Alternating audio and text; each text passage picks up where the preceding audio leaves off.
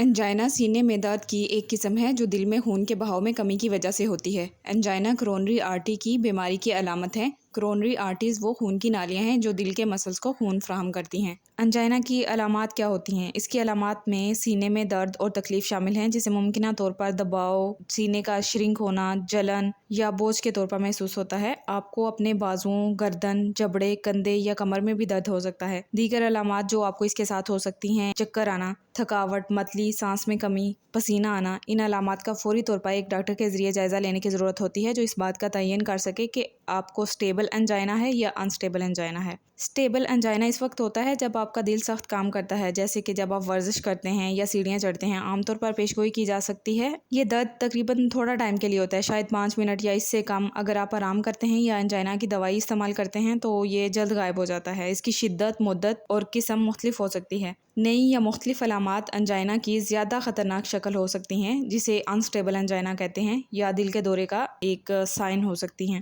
Unstable angina کیا ہوتا ہے؟ یہ جب آپ آرام کر رہے ہوتے ہیں تب بھی ہو سکتا ہے۔ آپ کے انجائنا کے معمول کے انداز میں تبدیلی نمایاں ہوتی ہے، غیر متوقع ہوتا ہے، عام طور پر زیادہ شدید ہوتا ہے اور سٹیبل انجائنا سے زیادہ دیر تک رہتا ہے، شاید 30 منٹ یا اس سے زیادہ، اور یہ آرام کرنے سے یا دوائی استعمال کرنے سے غائب نہیں ہوتا۔ یہ دل کے دورے یعنی ہارٹ اٹیک کا بھی سائن ہو سکتا ہے۔ انجائنا کی ایک اور قسم ہے جسے ویریئنٹ انجائنا یا پرینزمیٹل کہا جاتا ہے۔ اس قسم کی انجائنا شاذ و نادر ہی ہوتی ہے۔ یہ عام طور پر جب آپ آرام کر رہے ہوتے ہیں تب ہوتا ہے، شدید ہوتا ہے اور دوائی سے یہ نجات مل سکتی ہے۔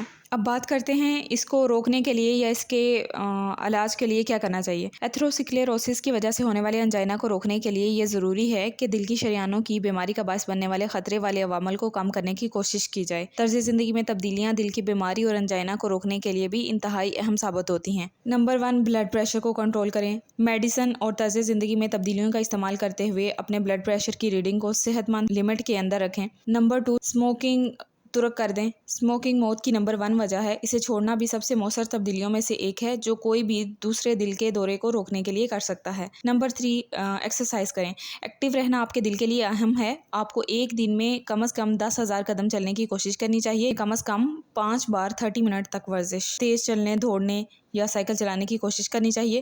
یہ بلڈ پریشر کو کم کر سکتا ہے، HDL کولیسٹرول کو بڑھا سکتا ہے جو کہ صحت مند کولیسٹرول ہے، اور گلوکوز کو بہتر بنا سکتا ہے۔ نمبر 4، صحت مند غذا لیں۔ جو بھی شخص دل کی بیماری میں مبتلا ہے یا جس کو دل کی بیماری مبتلا ہونے کا خطرہ بڑھ سکتا ہے، اس سے متوازن غذا کھانی چاہیے، جس میں پھل، سبزیاں، ہول گرینز، فش اور بغیر چکنائی کے گوشت شامل ہوں۔ آپ کو میٹھے مشروبات، پروسیسڈ خوراک اور ریڈ میٹ سے پرہیز کرنا چاہیے۔